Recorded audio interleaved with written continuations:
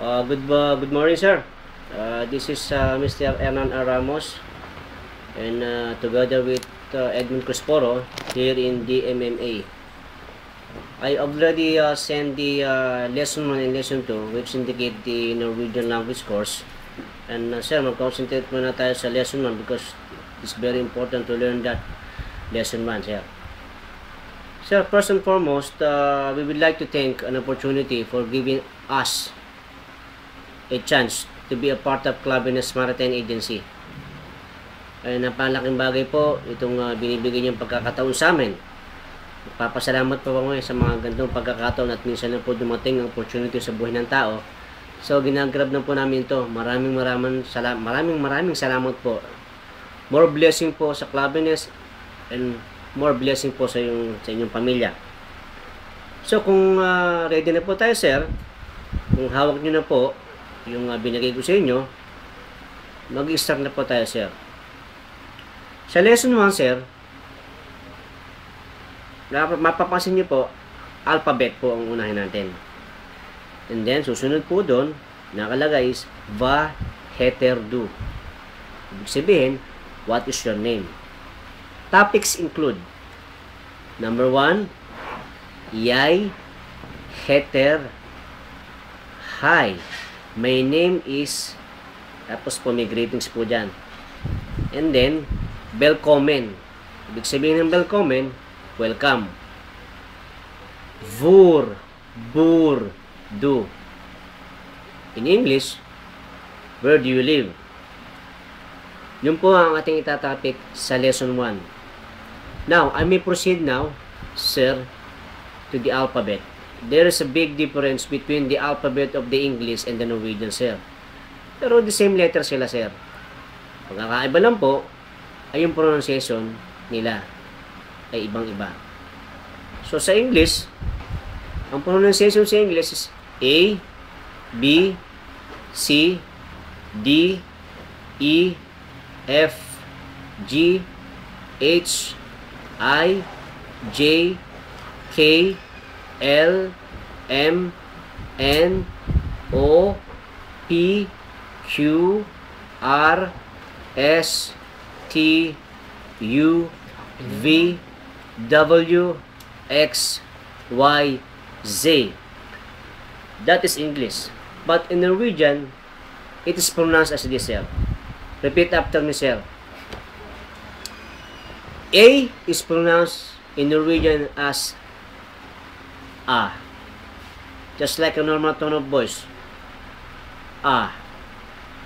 B in English is pronounced in Norwegian as B. B. B. And C is pronounced as C. C.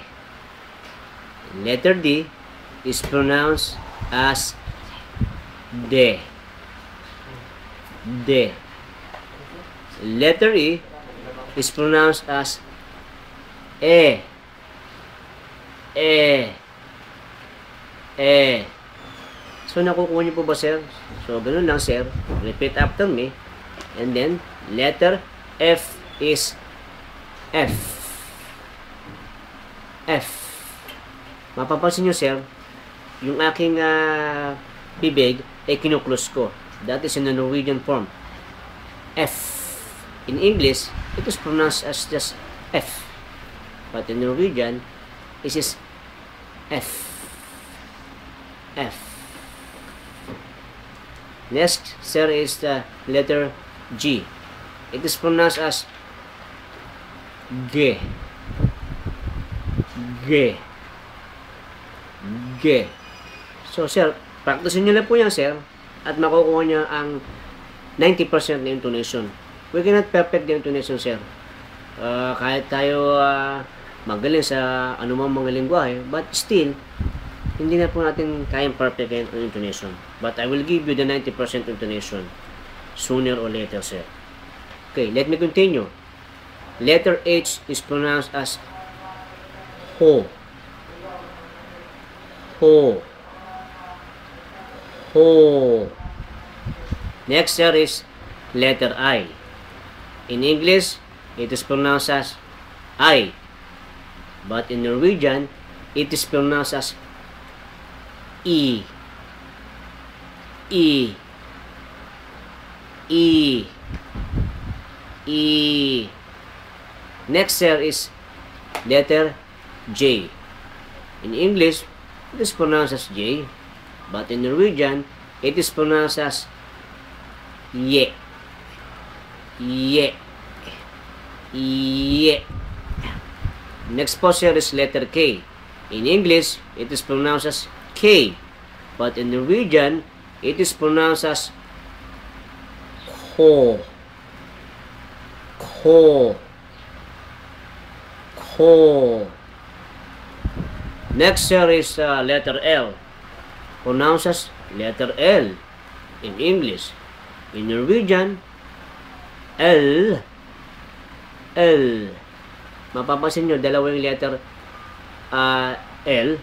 Yung sa may close parenthesis na yun, sir. Ang pronunciation nito is L. L. Next here is letter M. M. M. M. Next here is letter N. It is pronounced as N. N. N. Next po here is letter O. It is pronounced as okay. O. O. O. Next here is letter P. It is pronounced as P. P. P. Next po sir ay ang ating letter Q. English, Q. But in Norwegian, it is pronounced as Ku. Ku. Ku. And next sir, susunod natin ay letter R. In Norwegian, napaka-importante po nitong bigkas ng letter R. Naalala niyo po siguro sir si Mr. Olestin sa Aboitiz, Jebsen. Nagpunta po tayo, ay yung letter ay dito nang gagaling. But definitely, may harapan tayo sir. Hindi naman tayo sa Norwegian. But definitely, we will do that if talagang maahasa tayo ng gusto. But definitely sir, dito ko lang, yung boses ko na letter ay dito naman gagaling sir. Not like here. And it goes like this. R. R. R.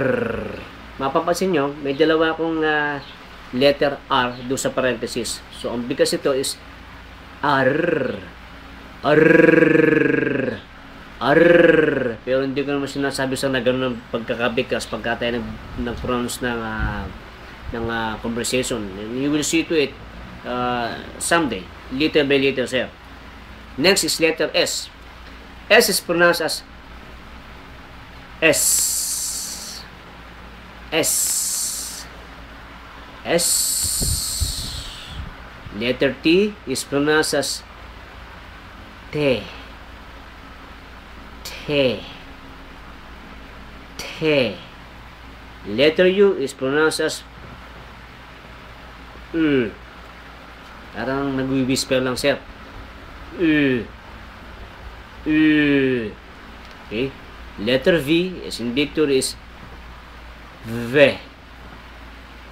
V. V. W is pronounced in English W. But in Norwegian, it is pronounced as double. Double V. Double V. Double V. Okay. Next is letter X. X. X. X. X. And lastly, pagdating sa alphabet ng English, letter Y po ba? Di ba po, sir? Letter Y is pronounced in English as Y. But in Norwegian, it is pronounced as E. E. Why, sir? Pag dating po natin ng ibang topic, nakikita niyo po yung pronunciation ko at lagi kong quote, sir. Yung ganon. I will give example. E. Okay? E. Hindi naman natin sinasabi, sir, na sa sila tayo ng Norwegian is E. E. No, sir. You will notice habang tumatagal, makikita nyo, sir, yung pronunciation ko, sir. Ginagamit ko yung letter E. That is why.